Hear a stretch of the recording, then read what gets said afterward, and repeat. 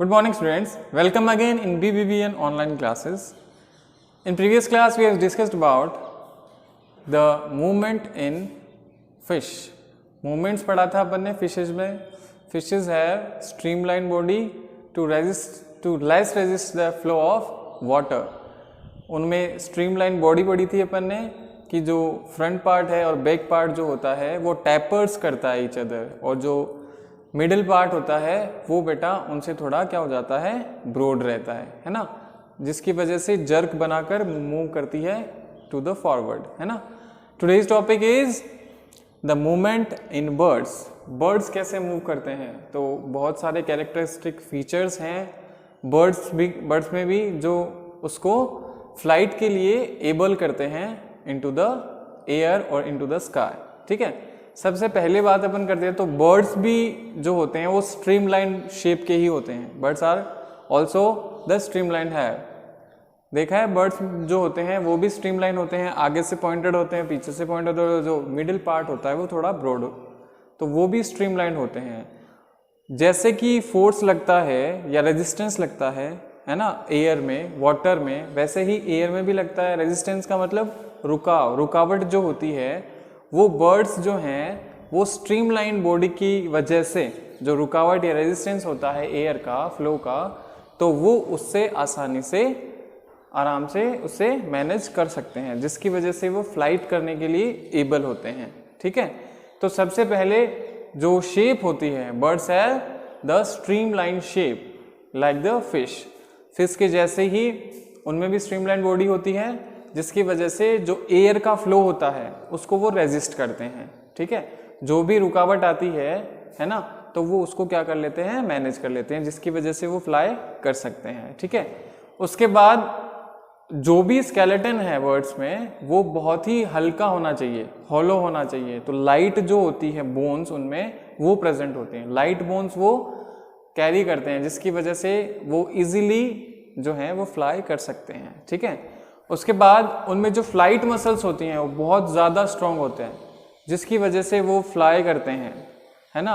और उनका जो सरफेस एरिया होते हैं, जो सरफेस एरिया होता है उनमें वो बहुत ही ज़्यादा होता है ना. तो विंग्स का जैसे ही सरफेस एरिया बढ़ जाता है, जिसकी वजह से वो आसानी से फ्लाई कर पाते हैं. ठीक है, देखिए, first a smooth streamline body offer a little resistance. उनमें जो बॉडी होती है वो बॉडी स्मूथ होती है और स्ट्रीमलाइन होती है, जिसकी वजह से क्या होता है, body offer the little resistance, बहुत ही कम रुकावट उनको जो है उड़ने में महसूस होती है, फील करनी होती है.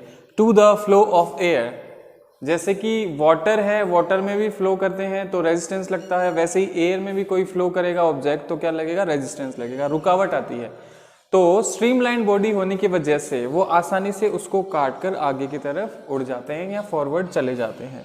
ठीक है, फिर उसके बाद है skeleton made of hollow bones. उनमें जो स्केलेटन प्रेजेंट होता है ना बोन्स का, वो बहुत ही हल्की होती है, खोखली बोल सकते हैं अपन. हॉलो मीन्स खोखली, जहाँ कुछ नहीं होता है ना, वेट कुछ नहीं होता है, तो हॉलो बोन्स होती है. मेक्स अ बर्ड लाइट, तो बर्ड्स जो हैं वो अपने आप को बहुत ही लाइट फील करते हैं because of the they have hollow skeleton. So it can be hold its body up in the air. हल्के होने की वजह से वो अपनी बॉडी को आसानी से एयर में होल्ड कर पाते हैं. ठीक है, नेक्स्ट कैरेक्टर है बिग स्ट्रॉन्ग फ्लाइट मसल्स. इनकी जो फ्लाइट मसल्स होती हैं बहुत बड़ी होती हैं और बहुत ही ज़्यादा स्ट्रॉन्ग होती है. टू अटैच द विंग्स, और किससे जुड़ी हुई रहती है बेटा, विंग्स से. जो विंग्स होते हैं उनसे फ्लाइट मसल्स जुड़ी हुई, attach to the wings, helpful it flap its wings. जो क्या करते हैं, उनको फ्लैप करने में, उनके जो विंग्स होते हैं उनको फ्लैप करने में वो हेल्प कराते हैं. जो फ्लाइट मसल्स होती हैं जो जो अटैच्ड होती हैं किससे, विंग्स से, और उनको फ्लैप करने के लिए वो हेल्प कराती हैं उनकी. The wings of a bird when spread out, जब विंग्स स्प्रेड आउट होते हैं, खुलते हैं बाहर, है ना, spread out, have a large surface area. तो उनका जो सरफेस एरिया होता है, बर्ड्स वैसे तो इतने से ही रहते हैं बेटा ना, लेकिन वो जब अपने जो विंग्स होते हैं उनको स्प्रेड करते हैं तो उनका सरफेस एरिया जो होता है ना, वो बहुत ज़्यादा बढ़ जाता है. So is compare to the fly, तो वो कंपेयर करते हैं कि जितना उनका बॉडी जो है, उनकी बॉडी है उससे ज़्यादा ही सरफेस एरिया बढ़ जाता है। This is essential to the help of a bird to fly. ये बहुत ज़्यादा असेंशियल होता है किसी भी बर्ड को फ्लाई करने के लिए against the force of gravity. Gravity पता है बेटा, फोर्स होता है जो कहाँ लगता है, कोई भी ऑब्जेक्ट होता है फ्रीली, स्काई में कोई भी ऑब्जेक्ट है ऊपर की तरफ, तो अर्थ क्या करती है उसको अपनी तरफ अट्रैक्ट करती है ना। कोई भी ऑब्जेक्ट हो, जैसे अपन बॉल को थ्रो करते हैं एयर में, तो कुछ दूर तक वो जाती है फिर वापस रिटर्न आ जाती है ना अर्थ पे। तो ग्रेविटी होती है, ग्रेविटी क्या करती है, किसी भी फ्रीली ऑब्जेक्ट को अपनी ओर अट्रैक्ट करती है। तो जैसे ही अपन बात करते हैं, अगर ये नहीं होगा, सरफेस एरिया बर्ड्स में ज़्यादा नहीं होगा विंग्स की वजह से, तो ग्रेविटी की वजह से वो नीचे आ जाते हैं। लेकिन विंग्स का सरफेस एरिया ज़्यादा होता है, इसलिए वो आसानी से एयर में फ्लाई कर सकते हैं। ठीक है, तो बर्ड्स में अपन ने पढ़ा, फिश में कल पढ़ा था, और नेक्स्ट क्लास में अपन पढ़ेंगे इनवर्टिब्रेट्स में, जैसे इंसेक्ट्स हैं उनके बारे में अपन नेक्स्ट क्लास में पढ़ेंगे। All the best.